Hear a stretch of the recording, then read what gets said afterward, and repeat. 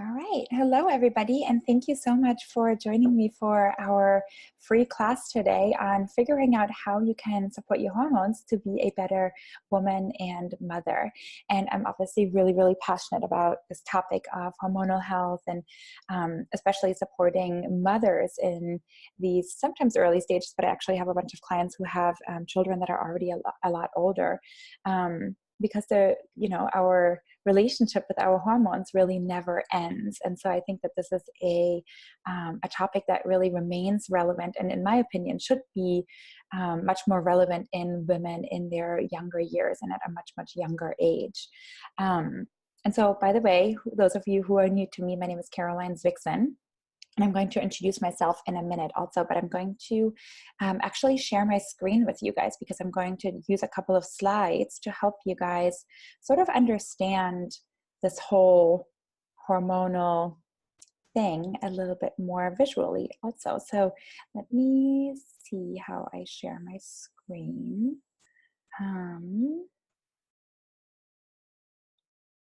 With you guys. Okay, here we go. All right, so how paying attention to your hormones can help you be a better woman and mom.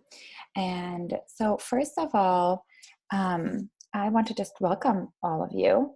And let's see if we can play this. Okay, so welcome all of you because I know how busy all of you are and how many of you are excited that there is a recording. And I totally get it. I'm like that myself, right?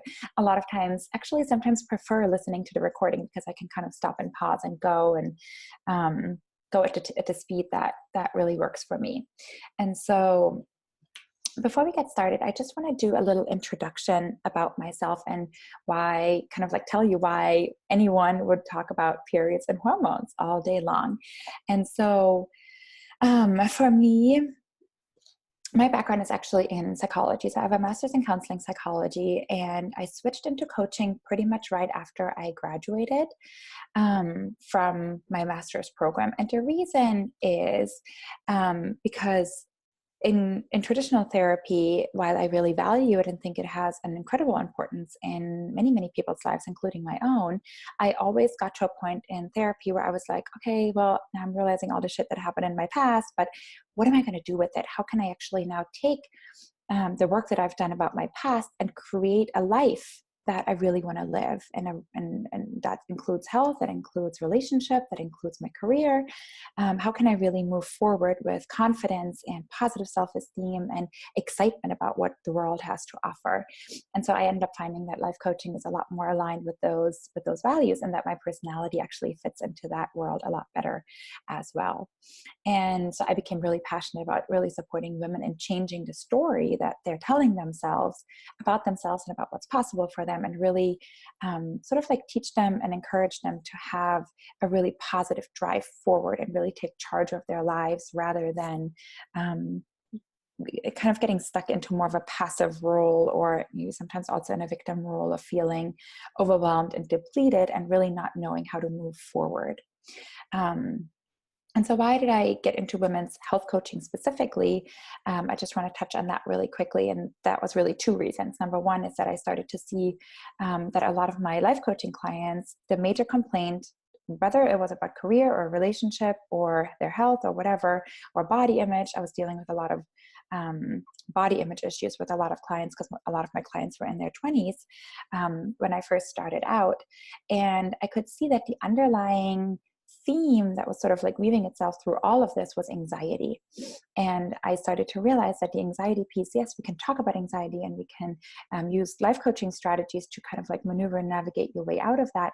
But if your hormones are in kind of like an up and down and in an imbalance, essentially, the anxiety will stay because of certain hormonal predispositions that you are already experiencing physically that are leading to emotional or mental challenges with anxiety.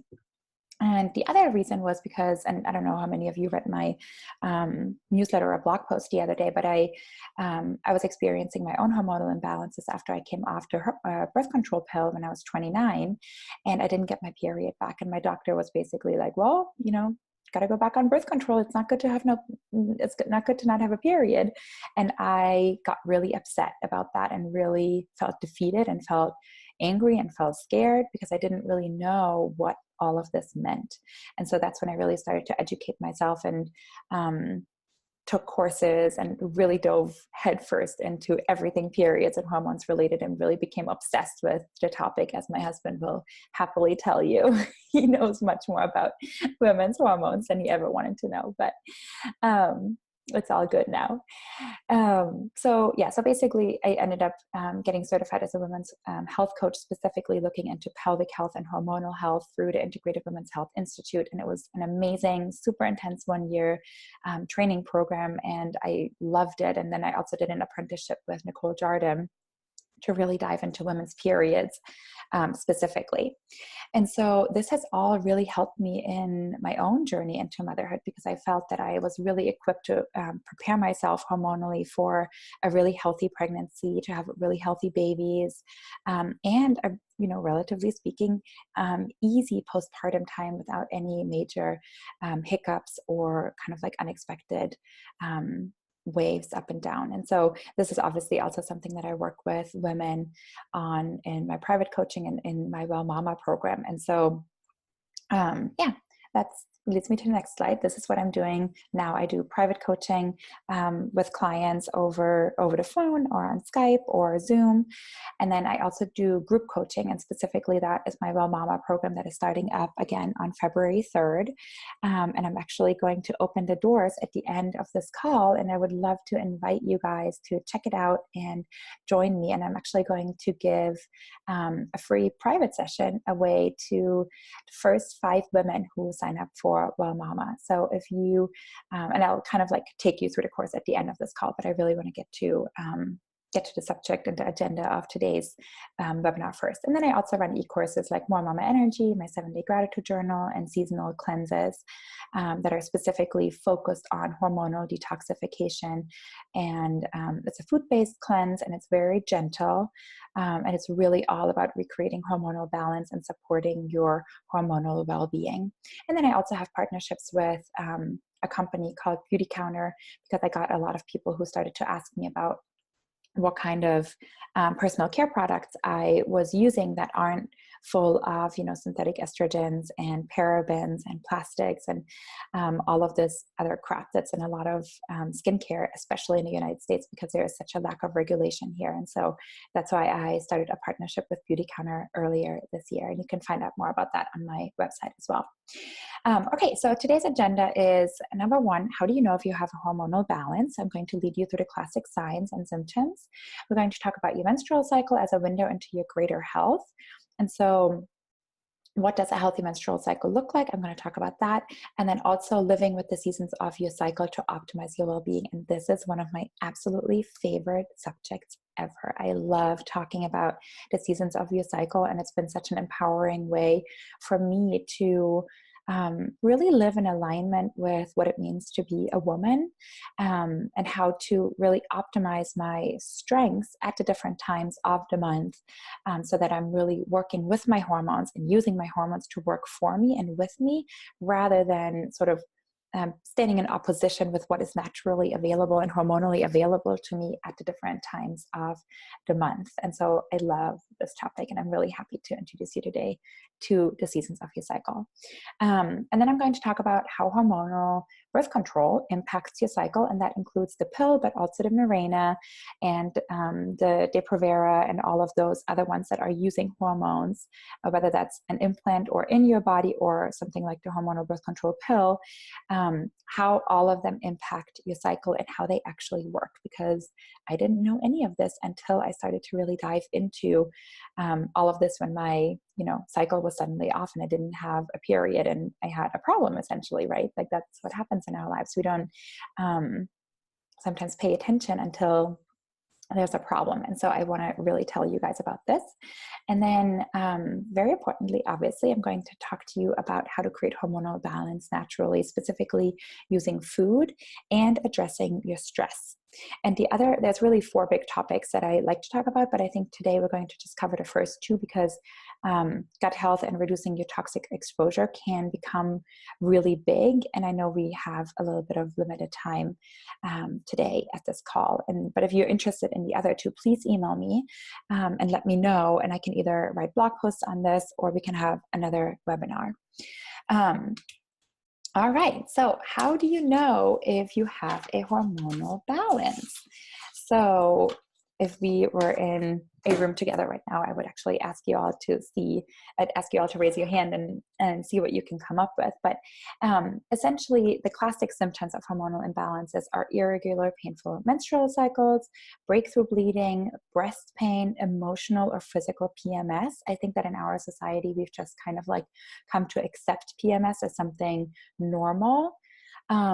But it's actually not normal. Like, you're not supposed to be suffering during your period or before your period or really at any time during the month. Like, women aren't made to suffer or be in pain. This is actually a sign that something is off. And so I really want to encourage all of you to take that seriously.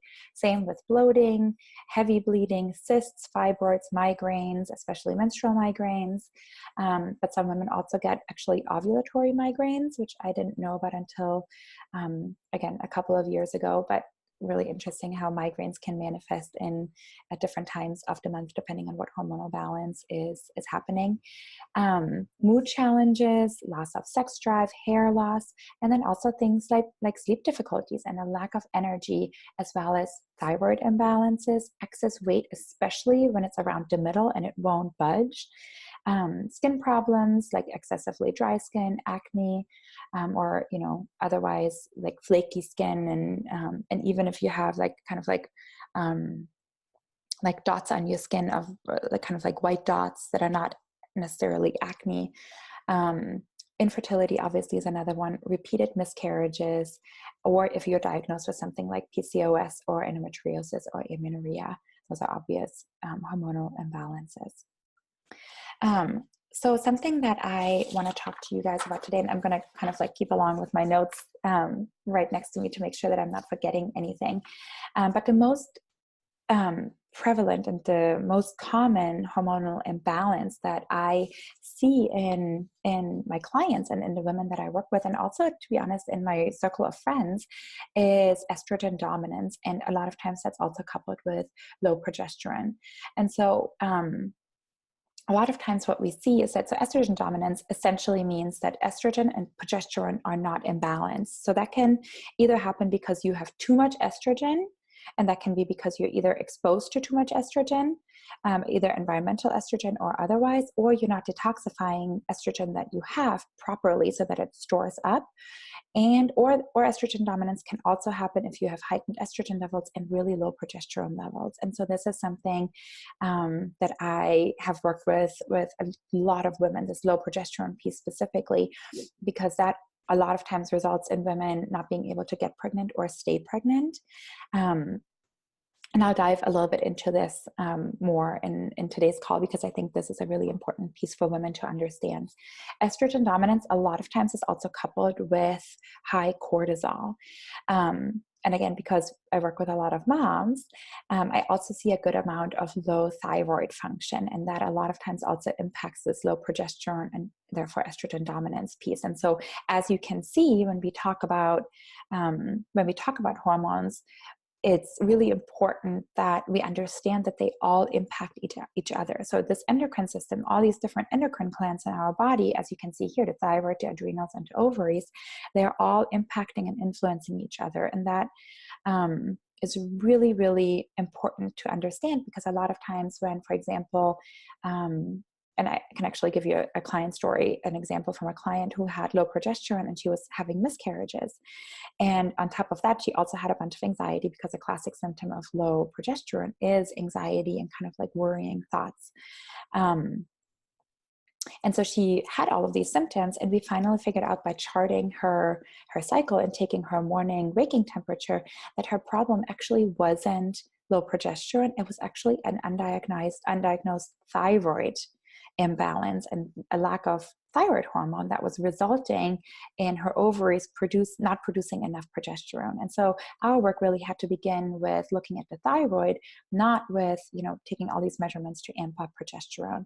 And so this is just an example of how, in a way, like complex and complicated our hormones can sometimes be. But I really don't want you to feel discouraged by hearing that, because there are ways to figure this out. And there are, again, people like me who actually like all this stuff and love talking about it, and kind of like love the intricacies of how our body functions to really encourage an overall sense of well-being and balance, again, in your body, by taking care of all these different moving pieces, rather than kind of just focusing on this one thing that's broken and that we need to fix, and kind of using forceful measures to try to force it back to a level that is supposed to be healthy, but we're not really addressing the whole entire system.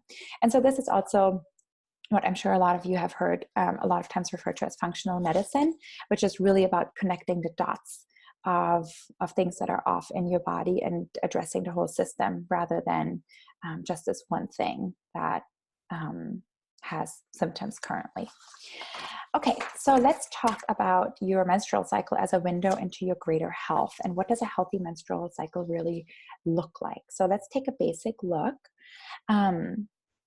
And this is obviously roughly speaking, because women's cycles are really unique. And I really want this to be sort of like an introduction for you to think about your cycle in different ways.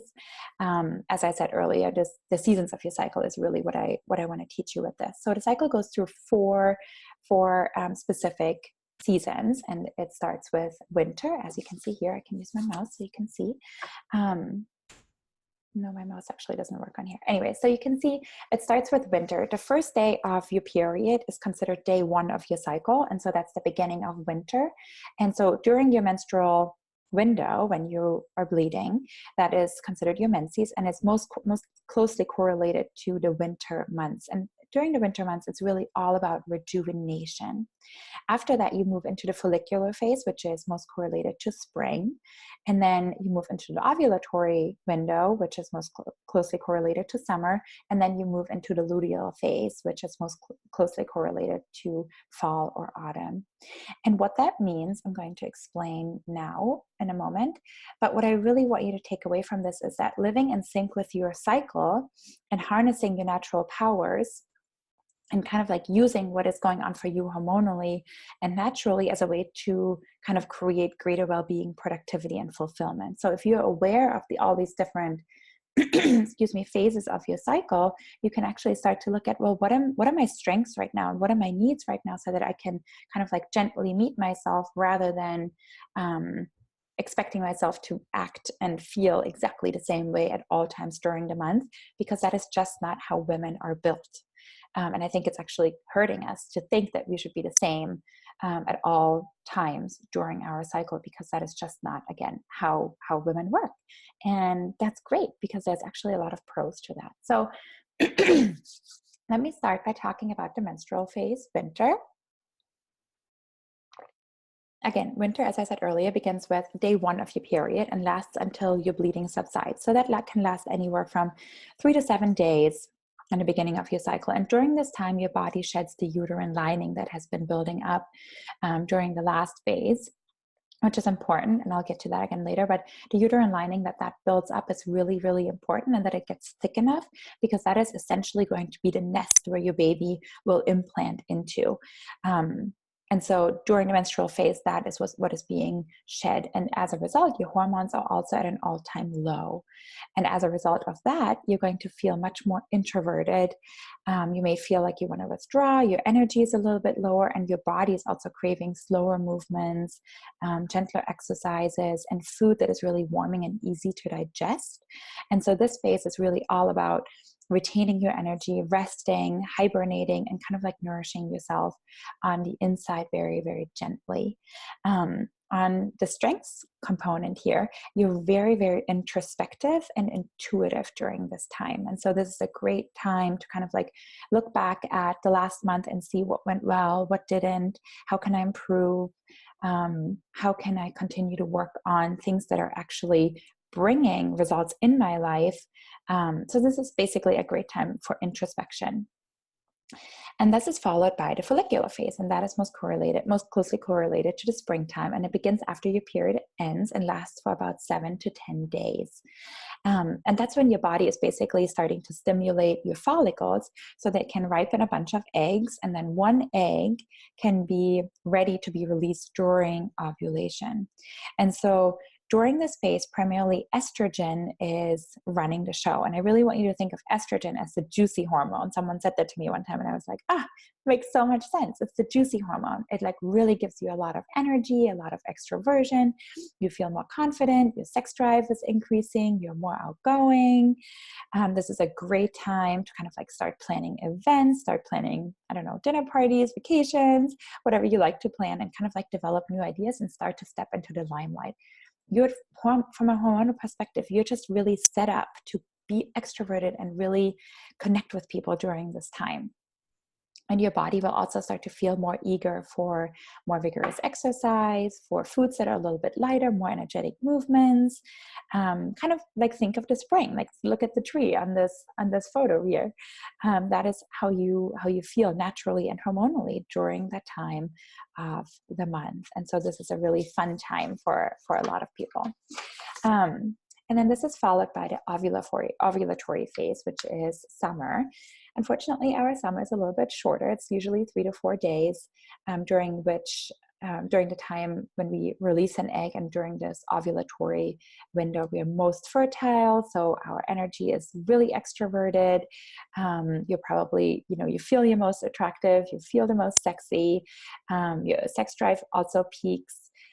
This is a great time for speaking engagements and really drawing in a crowd and representing something in front of a lot of people. This is when your hormones will naturally set you up to be better at that kind of thing. Other words are charismatic, productive, and just full of drive during this time. And there's actually research that shows that female athletes, when they have, for example, like a running competition or whatever it is, or a swim meet, during their ovulatory window, they perform better, which is like just so mind blowing when you think about that and how unfair sports really can get, because, you can't have every single woman at the same time of her cycle at the sports event. And so it's just interesting how our hormones are really setting us up to thrive in different things during different times of our month. And so during the summertime, your body also thrives the most off of like really, tough exercises, more kind of like sweaty, hardcore exercises. Like if you like to go to, I don't know, CrossFit or, like run more intense runs, this is a really good time to challenge yourself to make it to the next milestone. And your body will also enjoy kind of like lighter and cooler foods, because your digestive system has more energy during that time to really get to these raw vegetables and digest them in a way that still gives you the maximum amount of nutrition. And then we're moving into your luteal phase, and this is most closely correlated to autumn. And it usually lasts 10 to 14 days. And this is actually really important and something that I work on with my clients a lot, because now I work with a lot of moms, but before I worked with a lot of moms, a lot of my clients were actually women who were trying to get pregnant or preparing for a pregnancy. And I always took a really close look at how long their luteal phase and their luteal window was, because you want it to be at least 10 days. Otherwise, it might be an indication that there's low progesterone. And this is also just an example of how you can use tracking your cycle or charting your cycle as a way to really understand what's going on hormonally and where you might need adjustments. So this phase, as I just said, is marked by progesterone, and you can see that in a graph that I'm going to show you next. Progesterone, I want you to think of progesterone, but if estrogen is the juicy hormone, I want you to think of progesterone as the calming hormone that really aids in sleep. It's a heat-inducing hormone also, which is why for women who are tracking their period or their cycle, by taking the morning temperature, you'll see a spike in your temperature after you ovulate, because that's when progesterone starts to be released. And so progesterone actually heats up your body naturally. And so that's why we see the spike in your basal body temperature during the second half of your cycle. And so again, you want this to be at least 10 days. Most women who have, healthy progesterone levels are between 10 and 14 days. And again, you need that in order to build up enough uterine lining and to thicken the uterine lining enough for a baby to be able, or for a fertilized egg to be able to implant into the uterine wall and not be shedded before its time, obviously. So your womb is getting basically ready to host a baby during this time, and your temperature rises and your body is also starting to enjoy slower movements again. So again, this progesterone being the calming hormone, this is what your body and yourself, what you need right now from a hormonal perspective: a calmer environment, warmer, more nourishing foods. And you want to go, like autumn, into the harvest season. So you want to start to harvest as much energy as possible.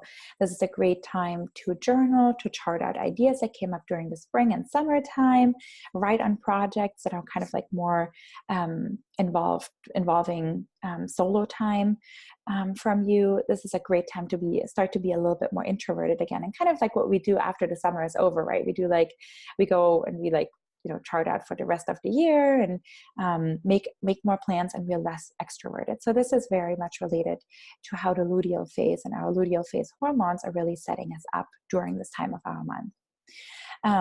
So as you can see in this graph, the blue that you see here, that's estrogen. And so estrogen really dominates the first half of your cycle, and then progesterone, the red, dominates the second part of your cycle. And so in this graph, it assumes that you're ovulating on day 14, but I always want to kind of like say a word of warning here that not all women ovulate on day 14. And I've had quite a number of clients who can't get pregnant, not because they have fertility issues or hormone issues, but simply because they don't ovulate around day 14 and they actually miss the ovulatory window.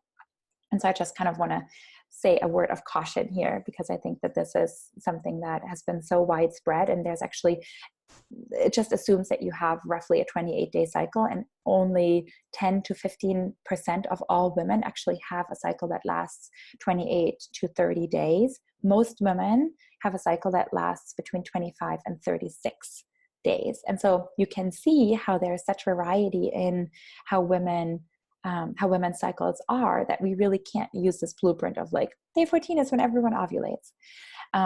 And a lot of the apps, in case you're using an app where you're not actually tracking your specific symptoms for you personally, if it's just an app that does the same calculation for everyone, there's a high chance that this is not accurate for you. So I just want to, again, deliver a word of caution.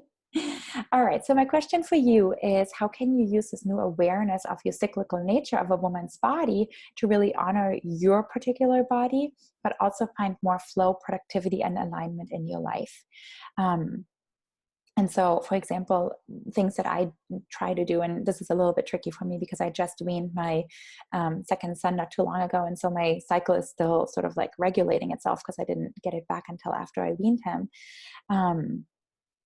But I always try to even plan events like today, right, where I'm speaking to a lot of people, where this is something that can sometimes make me a little bit nervous, but I try to plan events like that during my follicular or my ovulatory window, just because I know that I'm hormonally more set up to deliver a good presentation or do a good job at whatever I'm doing.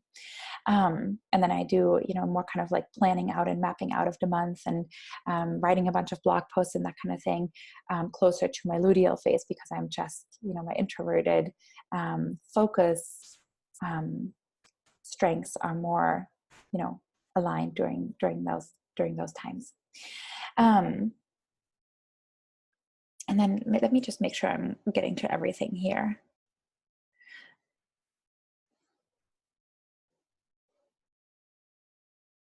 Okay. Oh, so 3 things I want to point out here is, and before we move on from talking about your menstrual cycle, if you're using hormonal birth control, your cycle doesn't go through these stages. And so this is something I just want to point out, because it doesn't have the fluctuations. Your body is basically not ovulating when you're on hormonal birth control. And so I'll get back to that in a moment when we talk about hormonal birth control. And again, that's including the pill, but also all other hormonal birth control that uses hormones to prevent pregnancy. And then when you're pregnant or breastfeeding and you've not gotten your cycle back, you're also not undergoing these fluctuations, obviously, because your body is producing different hormones during these stages, usually prolactin and oxytocin during breastfeeding. And then also if you have irregular cycles, such as, or if you have amenorrhea, which basically means no period, or if you're, weaning yourself off to hormonal birth control and really want to try to get your cycle back and regulate your hormones and support your body in this balance, what you can do if there's an absence of your cycle, you can pretend like your cycle is kind of like going along with the seasons of with the phases of the moon. And so this is something that I did when I came off of hormonal birth control and didn't get my period back. And I started to take these measures that were kind of required me to know where in my cycle I was. And I just pretended like my menstrual cycle was in cycle with the moon. And how you would do that is you would take the new moon and align it with menstruation. So the new moon would be the first day of your period. And then during the full moon, you would treat full moon as if that is when you ovulate. And so you can kind of like use the seasons of the cycle, even if you don't have a menstrual period at the moment, or one that is a little bit off that you're trying to regulate, and align it with the moon. And then there's also other things like seed cycling and things like that you can do to support to regulate your period again after times where there was either no period, or if you already have hormonal imbalances and you have an irregular period, you can use the moon phases or seed cycling and a couple of other things to help regulate that. And again, if you're curious about that, just email me and we can figure out how I can get that information to you there. I want to be cautious of not bombarding you with too much information in this webinar that we're doing today. Okay, so how does hormonal birth control impact your cycle, and how can you get off hormonal birth control if that is what you want to do? So how does hormonal birth control work?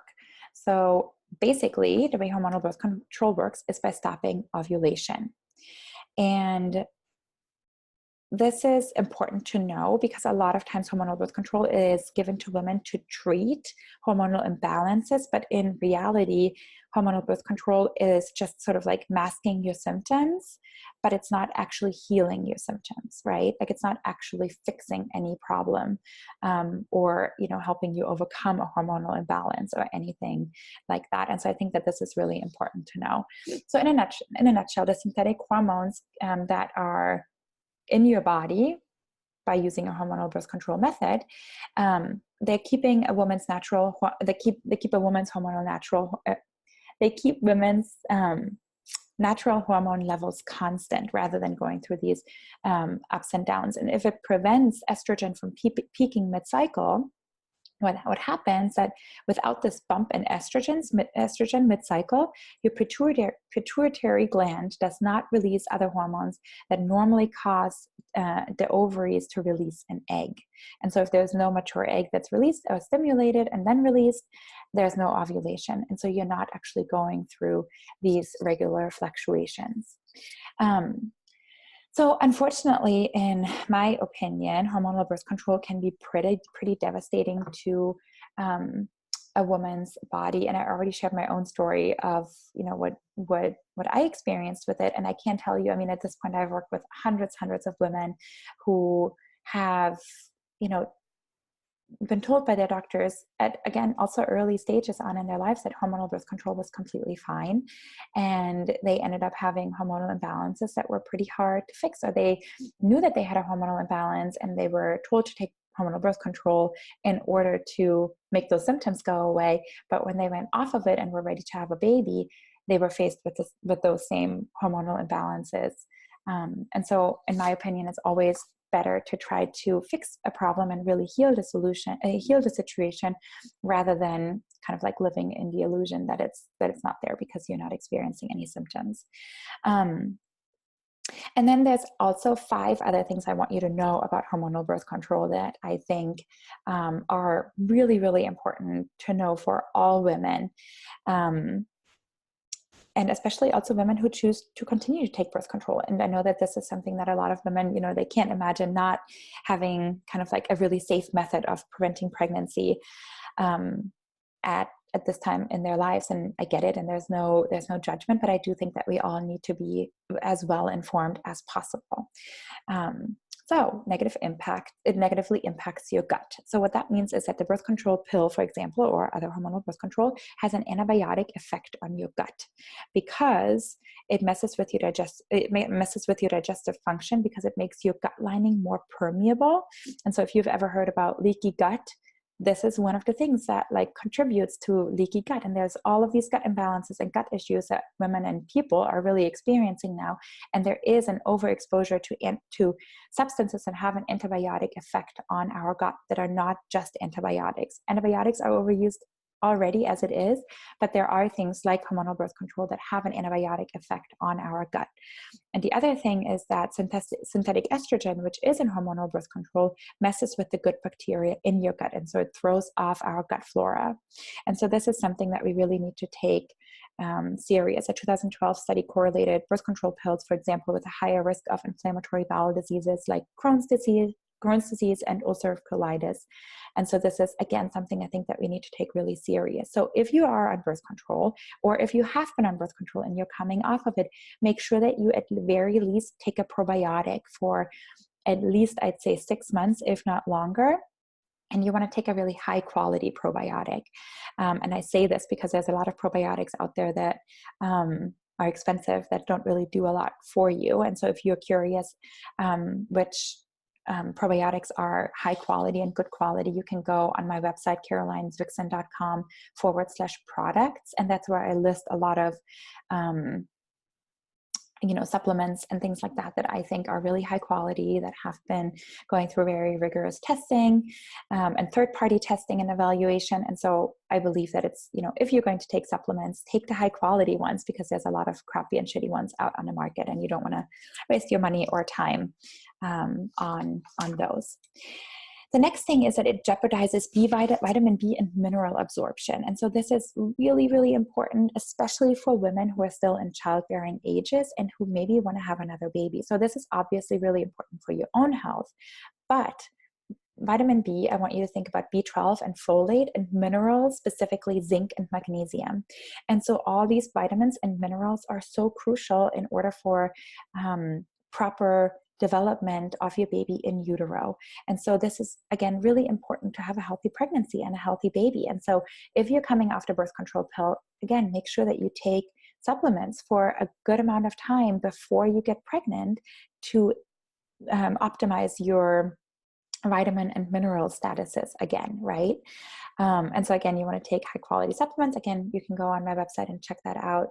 And that's also kind of like a word of caution here, because a lot of women, come off the birth control pill and then want to get pregnant right away. And I actually don't think that that's ideal. I think that you want to have a window of, again, 3 to 6 months before you get pregnant, if you've been on hormonal birth control for a really, really long time, just so you have a little bit of time to optimize and refuel your mineral and vitamin status.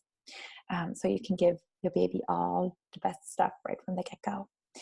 And then this is another really big thing, vaginal dryness. And this is something that women, so the reason this happens is women who are on, for example, the pill, their body will cease to send signals to their cervical crypts, which are the ones that are releasing cervical fluid. And so cervical fluid is really, really important in order for pregnancy, again, to happen, and for sex to not be painful, right? Like there's multiple reasons why this is important, but cervical fluid, I really think of as the highway that sperm can travel on in order to reach the egg, in order to fertilize the egg successfully. And so this is, again, really, really important thing to think about and to pay attention to. And there's so many women who have come to me who are on hormonal birth control, who have painful sex, and because of this vaginal dryness. And so again, this is, I think, just something that I wish was just brought into more awareness for young women who are starting to be on hormones really early on, and many, many times for many years, right? Like I was on hormonal birth control for 15 years and I didn't know any of this stuff. And so that's why I'm passionate about sharing it with all of you now. Another thing hormonal birth control can do is lower your sex drive. And so the reason that is happening is because the liver produces something called sex hormone binding globulin. And that binds to testosterone and makes it inactive. When we're on hormonal birth control, sex hormone binding globulin production is amped up. And so it makes more testosterone that is actually necessary and good for us to have in our bodies inactive. And so that's obviously not what we want. And so this leads me to my fifth point, which there are studies that actually show that women choose different partners when they're on hormonal birth control versus when they're not. When like humans in general tend to choose a partner based on their differences, and women who are on hormonal birth control choose partners based on their sameness. And so I think this is, again, just like mind-boggling, but also makes perfect sense when we think about how much our hormones impact our overall nature and our overall well-being, that it would even impact something like our partner choice. And I can also kind of see if someone doesn't have a sex drive, you might be interested in a different kind of man than if you have a very alive and healthy and strong sex drive, right? So just little food for thought. Okay, so what are steps that you can take to stop hormonal birth control and support your body? And this is really for you to support your body at any time if you want to support hormonal health and hormonal balance, not just when you're coming off of birth control, but specifically if you are coming off hormonal birth control, you really definitely want to take these steps. So this is no, here, right here. Okay, so you want to focus on eating a lot of healthy fats, because healthy fat is basically the building block for hormone production. So lots of healthy fats. You want to think avocados, coconut oil, coconut butter, grass-fed butter, ghee. There's so much good healthy fat, nuts and seeds, another great source. But you really want to focus on eating enough healthy fats. And again, this was from my personal experience when I was in college. We were all scared of fat, right?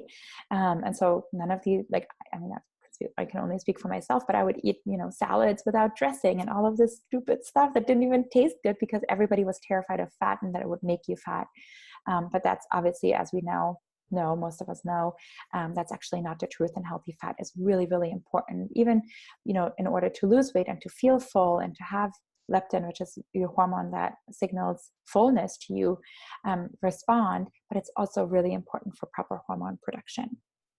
And then you want to go on a high quality probiotic, as I mentioned, a high quality B complex that contains folate, not folic acid. A lot of prenatal vitamins contain folic acid, and I always tell all of my clients to stick with ones that contain folate, which is the bioavailable form, and not the synthetic form. Folic acid is the synthetic form of folate, and so it's not as easily identified, absorbed, and assimilated by your body. And so stick with folate. And again, I list a bunch of them in this link that you can see below here, carolinesvixen.com/products, down here. And then other things you want to do is you want to take a high quality mineral supplement, which is also, again, really important, as I talked about before, because hormonal birth control can jeopardize that mineral absorption. And in my opinion, I think for women to learn how to track their cycle so that you can really understand your body and understand how long the different phases of your particular menstrual cycle are, that can truly be a window into your greater health. And I use, the menstrual cycle for all sorts of things to support women in reclaiming true health, like, holistic, wholehearted health, rather than just, finding these little things and trying to fix them without understanding the greater picture. And so I actually, I'll tell you this really quick. So because I was tracking a cycle with a client, we were able to see that her basal body temperature, I think I told this story before, but her basal body temperature was too low. And we could only tell that because we were tracking her cycle and she was taking her morning temperature, that something was off with her thyroid. And thankfully we detected that really early on, so that it was relatively easy to bring in alignment again. And she could, talk to her endocrinologist about this in a very informed way. And she felt really empowered taking these steps towards optimizing her fertility and really taking charge of her body in that way. And so the fertility awareness method is a really great way to track your cycle. And you can even learn through that, to detect your fertile window so that you can even replace hormonal birth control. Toni Weschler wrote a book on this, and she's incredible. She is such a vast source of information and knowledge. So she was a wonderful person for me to support me in this starting to understand my cycle business. And then there's also things like the Ava bracelet now that are out on the market. And again, at this link, carolinesvixen.com/products, if you scroll to the very bottom, I tell you a little bit more about the Ava bracelet, which is basically a bracelet that you can put around your wrist, your non-dominant hand, while you sleep, and it tracks all sorts of things about your sleep, your basal body temperature, and all of these things, and puts it into an app for you to kind of like look at and see the next day, and it can predict your fertility. It's not a pregnancy prevention or kind of like there to replace birth control, because it's hard for them to claim that, but it can tell you when you're fertile. And so this is also a great new technology for you to be able to get to know your body better. And you can get a specific link and a discount code if you're interested in that kind of a product at this page on my website. Okay. So the 4 key steps to create hormonal balance naturally. And today we're going to talk about food and nutrition and stress and your ovaries. And again, this is obviously stuff that I'm really, really passionate about. And I want to just pause here for a moment and tell you that this is very much what Well Mama is based on. And today I'm kind of giving you a little glimpse into kind of like a small part of what Well Mama is about. And Well Mama is, like obviously like a comprehensive program that gives you a ton of resources, a ton of recipes, shopping guides, a cookbook, a workbook, so that you can truly address all of these things that are going into you just being the physically healthiest person that you can be, and hormonally, but also emotionally and mentally, and in your relationships with your partner, your husband, if you're married, and your kids, right? And that you can really feel empowered to create an amazing life. And so Well Mama really connects health coaching and life coaching to really support you in creating this sense of wholeness, and really that you're in charge and in power of your own life and where it is going, right? And so I just want to mention this beforehand, because these are also things that I cover comprehensively in the Well Mama program. Okay, so let's get started. Food and nutrition. The biggest thing here is blood sugar balancing, and I'm sure you've probably heard about that. To me, it's made the biggest difference, not only in how I nourish myself and how I feed myself and how I make sure that my hormones are continuously supported for myself, but this is also how our family eats, right? Because, and although I don't have a daughter, I have 2 boys and a husband, so I have a bunch of boys around me and men, but they also thrive when their blood sugar is balanced, right? So this is something that I think we can also teach our children and our families, our extended families and our friends, because it is so huge in terms of creating balance, not only in your blood sugar, but in your hormones, in your mind, in your emotion. Like, it really is such a cornerstone piece. And so here you have a blood sugar chart of what happens. So you can see here, if you have stable blood sugar, your body releases fat, protects lean muscle, eliminates cravings, and increases energy. It's also able to regulate insulin in a really healthy way, right? Versus if you eat too many calories or too many carbs per meal, your blood sugar spikes, and therefore insulin spikes and your body stores fat. Versus if you skip a meal and restrict calories or carbs, or exercise on an empty stomach, or have coffee on an empty stomach, which is another thing that I see so much in my clients, that a lot of women skip breakfast and have coffee, or they're hungry in the afternoon, and instead of having a healthy snack, they have coffee. And so this actually just exacerbates the blood sugar imbalance, and therefore also the hormonal imbalance that women are experiencing. And so all of this is obviously tied into our insulin levels. Insulin is a hormone that is released by our pancreas, and it's basically a transporter hormone. So if you, for example, eat a meal and there, glucose, as a result of eating a meal, glucose enters your bloodstream, and insulin's job is to grab that glucose and transport it to whatever cells in your body need energy, basically all cells. And so insulin has a really, really, really important job. So if, for example, you have too much insulin, and there's an insulin dysregulation from not keeping your blood sugar in these sort of like stable, middle, happy window, what happens is that you have increased inflammation. Women actually have an increase in testosterone. So your ovaries, if insulin is high for a prolonged period of time, what can happen is that women's ovaries start to produce testosterone instead of estrogen. And this is also what women who have PCOS are suffering from, because PCOS actually exists on a diabetic spectrum. For men, on the other hand, they're starting to produce estrogen instead of testosterone. So it's basically, it shows you like how insulin really throws off our bodies if it's not controlled in a way, or kept at levels or in ranges that are healthy for us, right? It increases oxidative stress. Your neurotransmitters are all confused.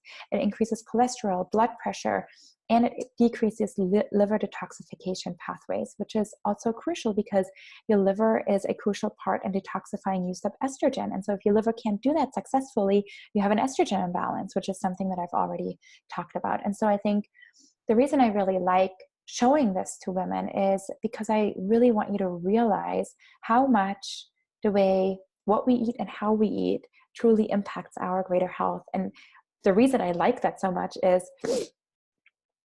because it really puts us back into charge. It actually really shows how much power we have, because what we eat is in our control, right? And sometimes I think our health and our hormones can feel like they're this aloof topic, and it's so confusing, and it's completely out of control, and it's out of our control to fix it, like that kind of thing. But all of these things I show you because I want you to know that there's actually so much that you can do naturally to really support yourself. I'm going to take a sip of water. I'm talking so much. I need a little bit of water in between. Okay, so what are the 7 steps to a healthier blood sugar? And this is something that, again, I take you through in Well Mama, and I also give you handouts, and it's all included in your workbook with shopping lists and recipes and cookbook and a cookbook.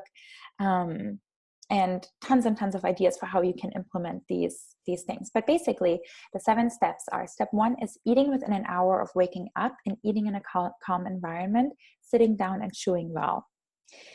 I'm totally guilty of it myself, where I'm like, making snacks for the kids and trying to get breakfast ready. And I sometimes find myself standing up, leaning in the corner of our kitchen and eating whatever I can get my hands on, basically, right? Like, this happens to all of us sometimes. But if you really start to make it a point to eat in a calm environment, sitting down and chewing well, you can actually make a difference.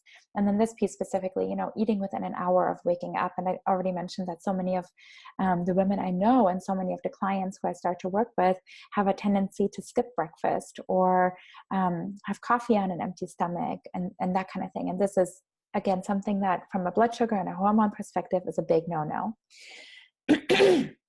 And then making your snacks and your meals always so that they contain healthy protein, fat, and carbs and fibers. And what I really kind of the ideal would be to have 25% protein, 30% fat, and 45% carbs. And what I mean by carbs is mostly leafy greens and vegetables, right? Like, you don't want to, 45% doesn't mean you should have a big loaf of baguette or, I don't know, croissants on your platter. It's really about having as many healthy vegetables and leafy greens as possible on your plate, because they're nutrient dense, they're high in fiber, and they don't contain gluten.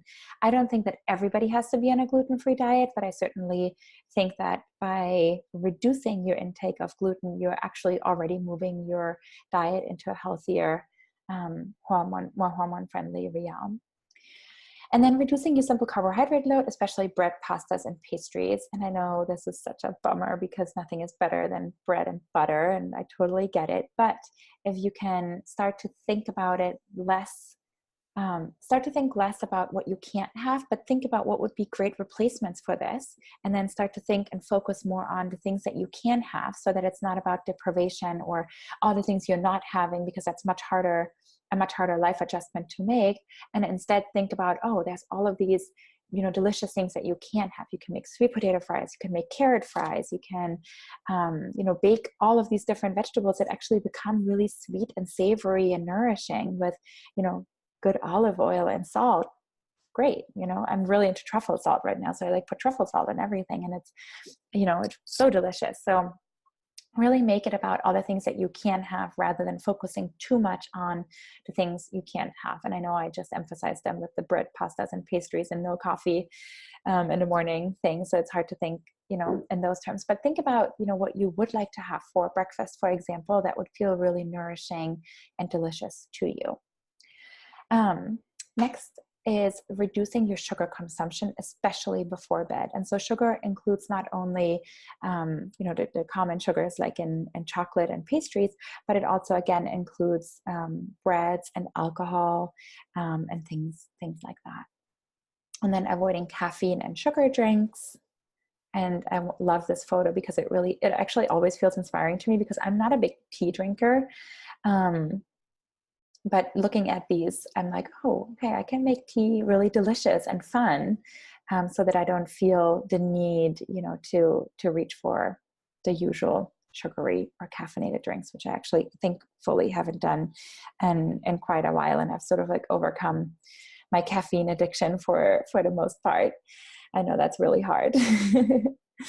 All right. And then step 6 is getting really serious about addressing the stress in your life. And I know that maybe some of you are going to roll your eyes at me now because you've heard it so many times: reduce your stress less. And I think sometimes for women, the pressure or the idea, or actually just even the knowledge of how bad stress is for us, becomes really stressful, right? And that's obviously not the point. And so I really want to encourage you to think about this in a different way. And I'm going to talk about that when we talk about stress in this next step a little bit more.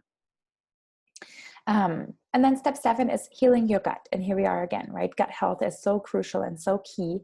And I'm sure many of you have maybe read some things about it, or at very least heard about the importance of gut health. But the very basic principles, just to give you a very, very quick overview, is about removing what's hurting your gut, replacing it, repairing your gut, and then re-inoculating it with the good bacteria, right? So this is sort of like a very basic approach to gut healing. And I can give you some resources on that if you're interested as well. So let me know. All right, so here's a quick note for my fellow moms before we move on from talking about nutrition and food. This, again, is something that I just wish all doctors were like required to tell women after they give birth, because nutrient deficiencies post-pregnancy and birth are so common, and they affect not only your own health, but also the health of your future babies, right? And so again, like, this is just so important, and I really wish that all women were just given a handout. But the most common nutrient deficiencies post-birth are in folate, B12, iron, selenium, calcium, omega-3, and zinc.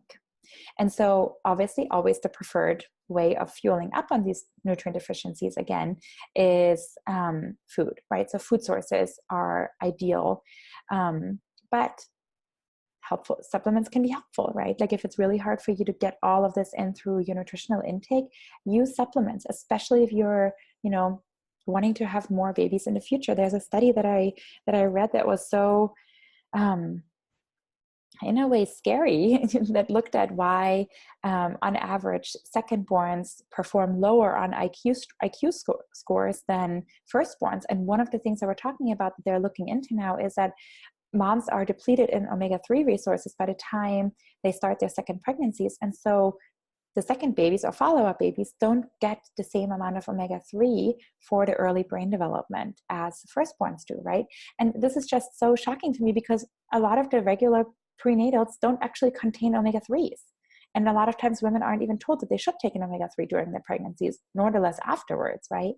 And so this is something that I can get really wound up about, because I think it's just such basic information that just everybody should have available. And this is a big piece of what we talk about in Well Mama, and I give you a ton of, food resources for all of these common nutrient deficiencies, and all the, basically all the resources that you need in order to make sure that you're all fueled up again for yourself, primarily. But then if you are wanting to have more kids, this is, again, even more important, because it's then not just you, but your future children as well. All right, so let's talk about Oh, one other thing I want to say really quick that I just saw in my notes is, interestingly, these nutrient deficiencies are also really common to be found in women specifically who are faced with postpartum depression and postpartum anxiety and postpartum thyroiditis, right? So these nutrient deficiencies aren't just very common, but they're also tied to these bigger issues that moms commonly experience. And a lot of times, I can't tell you how many times I've, come across a mom who thinks that who has been diagnosed with postpartum depression, and she has been told nothing about, repleting nutrient deficiencies. The doctors a lot of times also haven't, checked her thyroid levels. And a lot of the moms that I've worked with actually don't have postpartum depression. They have postpartum thyroiditis, and it's just been undetected for however long. And so again, these are things that I talk about in Well Mama more extensively, and I could go into detail now, but I also want to be cautious of time today, because I know it's in the middle of the day. But if you want to know more about this, I would love to have you in the Well Mama course and teach you everything there. And I'm also available to everybody in Well Mama through our Facebook group. So I'm always there to support you in your individual and personal questions that you might have about any of these things. Okay, let's talk about stress and your ovaries. Such fun topics today, no? Okay, so why is stress bad for you? And why does this really matter so much when we talk about your hormonal health? So something I want to introduce you to is this concept that's called pregnenolone steal. And so this is, again, something that I learned a couple of years ago when I started to, really immerse myself into the world of hormones and periods and stuff. And I was just mind blown that our body can do this. Because what it essentially does is, when we're in an overdrive of stress, right? And our body is like using up all this cortisol. Cortisol is the stress hormone that's being produced by your adrenal glands. What can happen when there's this relentless stress and all the cortisol that our body has is starting to be used up? Our body actually has a mechanism that can turn progesterone into cortisol. Right. And so now think about how incredible this is really by our bodies, that it can do that, because in a way it's also saying, your environment, your life is too stressful. It's not safe to have a baby right now. And then it actually, by taking away the progesterone, makes it impossible for women to either get or stay pregnant. And so this is, in a way, just our own body really having our back, and making sure that the next generation is born into an environment that is safe, where it's actually safe for the woman to be pregnant, safe for the woman to have a baby. And so I just wanted to show you guys this slide to really demonstrate to you how powerful our body is, and how significant addressing our stress levels is for our hormonal well-being, for our reproductive health, but also for our health in general, right? Like, if it's not safe for you to be pregnant and have a baby, how good is your life really, right? Like, how good is the quality of your life? So this is something that you want to ask yourself if you're done having babies. This is, an important question for you to ask yourself. So why does all of this matter? So as I mentioned earlier, that low progesterone is a hormonal imbalance I often see. And it's something that concerns me, because, again, low progesterone can lead to luteal phase defect, and like a short luteal phase, as I was explaining in the very beginning. And again, this makes it hard for women to get and stay pregnant. And it's also a major contributor, again, to anxiety, right? So if this anxiety piece is something that you are dealing with, you really want to address. Hi, everybody. I think we're back now, which is a good sign. I'm sorry about that. I don't know what just happened. But I'm going to go back to my screen and share the rest of this, because I promise we're almost done. I also just looked at the time and want to be conscious of that. But essentially, this matters, again, because of this low progesterone piece that really impacts our fertility, but also because the estrogen dominance piece that leads to all of these classic symptoms that I mentioned earlier. So this is really the link between how our bodies experience stress and how this impacts our health as women, our hormonal health as women, and therefore really our emotional and mental and physical well-being as well. And so something else that I want to get to is this, that our body really cannot distinguish between our physical, emotional, spiritual, mental, and relational stressors.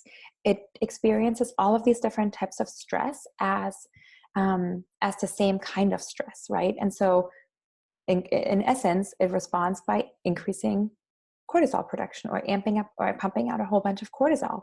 And so when cortisol goes up, insulin also goes up. So now we're back at what we talked about when we were talking about the nutrition piece and all of the things that high insulin can lead to, right? And so this is just so important for us to realize that all of these things are really deeply and intricately connected and influencing one another. And so when we really talk about health and hormonal health and how we can really take excellent care of ourselves and our families and really role model this way of being well as women and as a parent, I think it's really important that we address health from all of these different areas, right? That we really look at our nutritional piece and we really look at our stress levels and how we map out our life, how our boundaries are working, what we're saying yes and no to, how we react to each other in relationships, and things like that. And so where do you begin to unravel stress? And this is an exercise I want to offer you, and feel free to take a screenshot here or jot it down. I'm going to leave this up for a minute or two. But this is an exercise called the Wheel of Life. And this is an exercise a lot of times I use to start my work with new clients so that we can get an idea for how balanced their life is essentially. And so you can see this top piece here, right? This stands for family life. This arm stands for relationship with your spouse, love and romance. This arm stands for your relationship with your kids. This one for your relationship with yourself, your mental and emotional well-being, your physical health, hormones and energy levels, fun, joy and friendships, and career and money. And I want you to rate every single one of these areas on a scale from 0 to 10 for how satisfied you are, right? So if you're completely 100% satisfied and everything is exactly how you ever wanted it to be, rated a 10. If you're deeply unsatisfied and it's not at all what you ever pictured it to be, and you're really unhappy about the situation or how this area looks, then it's a 0, right? And most times we're somewhere in between. I mean, it gives you 10 different options or 10 different levels and stages. But really make a mark on the scale here, and then I want you to connect the dots. So you can see how balanced your life is and how round your wheel of life is, right? Obviously, ultimately, we want our wheel to be as big and as round as possible, but this is a very easy visual presentation for where your life needs attention. And so when we talk about addressing the stress in our life, we want to address, where it hurts the most as a start, obviously. So for example, if you feel that your physical health and your hormones and your energy levels are just really depleted, you will see that by filling out this wheel of life. And it's also a great way, because you can do this exercise again 6 months from now or a year from now. So it's a great way for you to kind of like track where you're going and how you're doing. And then a follow-up question, once you did this exercise, what I really want you to ask is not the question, how can I stress less? Because the answer to that is usually comes with stress, if that makes any sense. Like the idea of how can I stress less is always stressful, right? And so I want you to start asking yourself, how can I make more room for maybe your relationship with your spouse? How can I make more room for romance and love, if that's an area that you rated low? How can I make more room for myself? How can I spend 20 minutes by myself every day, right? Like maybe instead of driving to pick up your kid from preschool or kindergarten or school or whatever, maybe you can walk, or maybe you can take public transportation and have 20 minutes on a train where you can just look outside and think, right? If your fun and joy is off, if you feel like you really miss your girlfriends and you haven't dedicated any time to your friendships, how can you start to create space for that again? And so by asking the question like that, it becomes more specific. It allows you to give a very specific answer. It allows you to create action steps for yourself, rather than the question, how can I stress less? Feels really overwhelming and it doesn't give you a specific starting point. So really use this exercise as much as you can to become very specific by tuning into your needs, right? Like, what do you really need in order to feel greater balance and harmony in your life, right?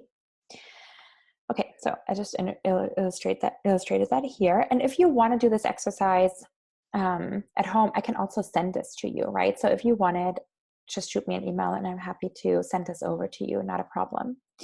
Okay, so the best news about this latter piece and really all of these pieces is that this is really in your power to shift and change. And I hope that what I introduced to you today didn't feel too big or too overwhelming. I know that hormones can feel really complex, but if you feel overwhelmed, I want you to take a really deep breath right now and let it out, and know that there's amazing resources like what I created in the Well Mama program that really guides you through all of these things step by step. Not only the nutritional pieces, but also the stress pieces, right? And also, I get, and I'll guide you through this in a minute, but just know that all of these things are in your power to shift and change. I think that this is such an empowering belief that we really need to adopt, that all of these things aren't outside of your control. It's your body, it's your life, and there is so much that you can do to really take care of yourself and take care of your family as a result better, right? Not that taking care of your family is only your responsibility, but I truly believe that us as mothers, we set the emotional tone of our family, because that's just the role that we naturally fall into, right? Like, we take care of our babies before they're born in our own body unconsciously without even doing anything. But the way we treat ourselves is the way that we treat our family, right? And so I really, really want this to be part of what you allow yourself to feel and see and take pride in, right? And so we can only take care of others the way we take care of ourselves. And so we are really the starting points for a lot of times in different families. The woman starts by shifting things around, and the ripple effect affects every single person in their family. My dad, both my parents are doctors actually, but my dad always used to say that women make 80% of the decisions about health in their family. Isn't that insane? 80%. And so I think that this is, again, something that we as women have the privilege to take into our hands, right? And it's really your opportunity to take incredible care of yourself, to start having this effect on your greater family. And in a way, sometimes it can feel like, oh, that's a lot of work, but it's also really a privilege, because we can really start to introduce things that have such an enormous impact on the well-being of our kids for the rest of their lives, right? So this is, I think, something that's, really exciting and really awesome. Okay, so before I let you go, I really want to extend an invitation for you to check out and join my Well Mama program. We're starting on February 3rd, and Well Mama enrollment isn't officially open. I haven't really shared it with anybody, and I want to share it with you guys today, and the women who are listening to the recording. We've had almost 100 women sign up for this webinar today, and I really want to extend an invitation to you to check out and join Well Mama. The first 5 women who join will get a private coaching session with me. So this is really exciting. Private coaching with me usually is $250 for a full session, and you'll get this for free. And enrollment for Well Mama, the basic enrollment is $199. I really reduced that this year because I kind of had this aha moment back over Thanksgiving when I was traveling with my family, that I really want Well Mama to be affordable and doable for all women, because I want this material to be available for women everywhere. And I don't want price to be kind of like a determining factor. And so I brought down the price of Well Mama significantly. And now there's also a couple of different tiers where you can sign up for private sessions with me if you sign up for Well Mama. But if you're one of the first women who joins me in the program, you'll get a private coaching session with me as a gift and as a welcome gift. So one thing I want to do really quick is I want to go back to the screen, and I want to share with you guys the Well Mama screen so you can see what it's all about. Let me go here, share, and go here. So I want to share the screen with you guys because I want to tell you what you can find on here.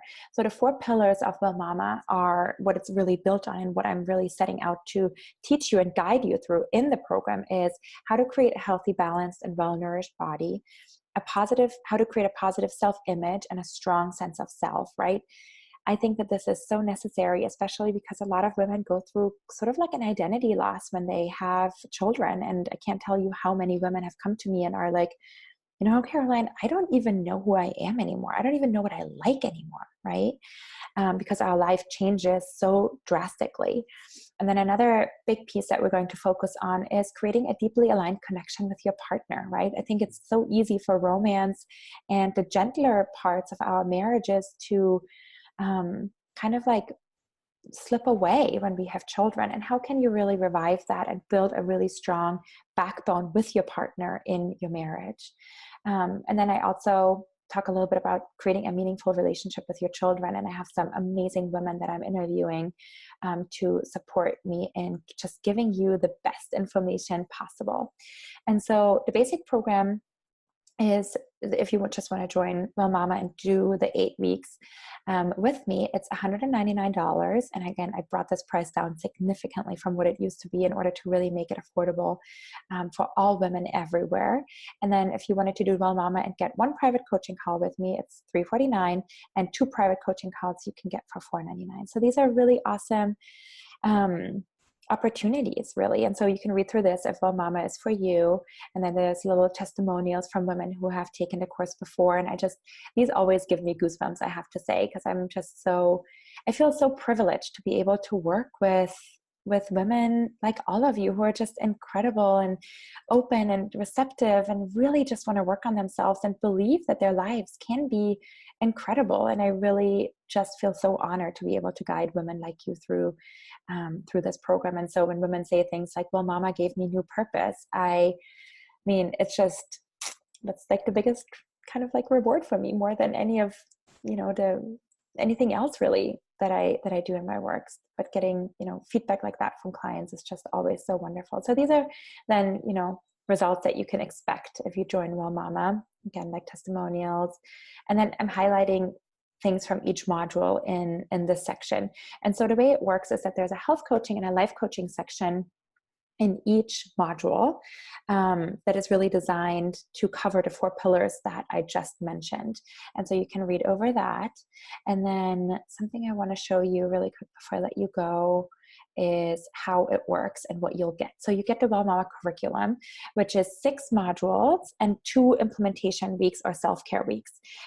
So there's no stress. It's all self-paced, right? So if you need more than a week on a module, no problem. These things are going to be available for you for however long you need them. You'll also get the Well Mama cookbook, which is amazing and incredible. I have to say that my family eats 80% from this cookbook or some version of the recipe. And I mean, I just feel like these recipes are so delicious and so colorful and so varied. I just know that you're going to love this. And this is something that, you can hold on forever. And then I'm going to give you my personal grocery store shopping list. And then you get a follow-through plan to make sure you succeed. So in the very first module, in week 1 of Well Mama, I'm going to teach you how you can make it through this program successfully. Because I know from previous rounds and having run group programs before, is that if you trail off after the first 2 weeks, you are very likely to not even look at week 3 or week 4. And so I really don't want this to happen to you. And so I have developed a kind of like accountability and follow through strategy for you that I'm going to take you through in the very beginning of Well Mama, so that you can really see how you can go through this successfully. You'll get the Well Mama workbook. This is basically a PDF that you can download and print if you want, where all of the exercises, all of the informational material is collected in one spot. So you're not like, handling all these different pieces of paper randomly, but it's all there for you in one place. You also have anytime support in our private online Facebook group, which I love being in with all of you because we can support each other in an amazing environment. And I'm just there to really hold your hand and support you with whatever you need. And I mean, this is like what I also love, right? I like just love being in contact with all of you and supporting you guys through your journeys, and having a place where we can be vulnerable and ask questions that we're wondering about, right? So we don't spend so much energy figuring it all out on our own, because we were never meant to go through this all alone and by ourselves, right? And then dedicated time for self-care. So we have 2 self-care weeks, and then lifetime access. So everything that I'm sharing with you, you have available forever. So this is again why there's no rush or pressure to get through everything as fast as you can and week by week. But if you're going on vacation, it's fine. Go on vacation, have a good time. Don't touch your computer. But this is again really designed to fit into a busy mama lifestyle, because that's what my lifestyle is, right? And so I need a little bit of flexibility in my own life. And so I'm assuming that's what all of you guys need and want and deserve as well. And so then there's also amazing expert interviews, which was so fun for me to do because I love learning, and all of these women are incredible. And so we have interviews on raising healthy eaters, do your hormones need attention, reducing your toxic exposure, unified parenting, reclaiming your mommy mojo, which was one of the funniest interviews I've ever done ever. It's just been, I love Dana. She's hilarious. And all of these women are so wonderful, but this one is just something that I probably wouldn't be talking about because I'm not an expert in the mommy mojo. And I just learned so much from her, and honestly, like, felt a little bit sexier after I talked to her. And then Caroline and I are talking about creating a meaningful bond with your children, owning your power as a mom, exercise and dissolving diastasis recti, negotiating an alternative work arrangement, intuitive motherhood, brain development 0 to 3, and a sunshine relaxation, recorded by a good friend and old client of mine, Louise Jorgensen. She's incredible. And then you also get 2 live Q&A group calls. So during the 2 self-care weeks in week 4 and week 8, we're all going to hop on a call together, just like we're doing right now. And I'm there to answer all of your questions and just connect with you, and have this community piece that's emphasized a little bit more. Okay, so that's basically basically it. These are all the things that you can find on this page. Oh, and then there's also obviously like Q&A FAQs, frequently asked questions at the bottom. If you have any of these, if you're already really busy and you're scared that you wouldn't be able to finish a program like Well Mama, I really just want you to know that this program is built for busy women, because all moms are really busy, right? That's the nature of our life. But it doesn't mean that we can't have access to incredible information and wonderful interviews and things that are really going to move the needle in our life long term. And again, you can sign up from anywhere in the world. You don't have to be in San Francisco. This is built for women from everywhere. And again, if you're going on vacation, it's fine. And it's not just for brand new moms. Like, while we're going to talk a little bit about, for example, how to make the optimal, best possible breast milk, these are just bonuses that are in there, right? So not everything is going to be applicable to you. And so I really want you to feel empowered to choose and pick from each of the modules what is most relevant for you and dive into that. It's not a thing where you have to do every single thing on the list, or a program that really kind of like, you could only move on to module 3 if you've done everything in module 1 and 2, but it's very fluid and very flexible and adjustable to whatever your needs are. And so this program is truly for all moms. Okay, so that's what I wanted to share with you guys about the Well Mama program. And I'm just really excited to welcome all of you to at least check it out. And if you have any questions, please email me. And I'm more than happy to hop on a call with you one-on-one and make sure that this is a program that is really right for you. Okay, so that's it. Thank you guys so much for hopping on this webinar with me and looking at this webinar afterwards. I know that many of you are probably listening to the recording. And yeah, let's go from here. I can't wait to be in touch with most of you, or many of you, or all of you. And thanks so much for listening. We'll talk soon. Bye.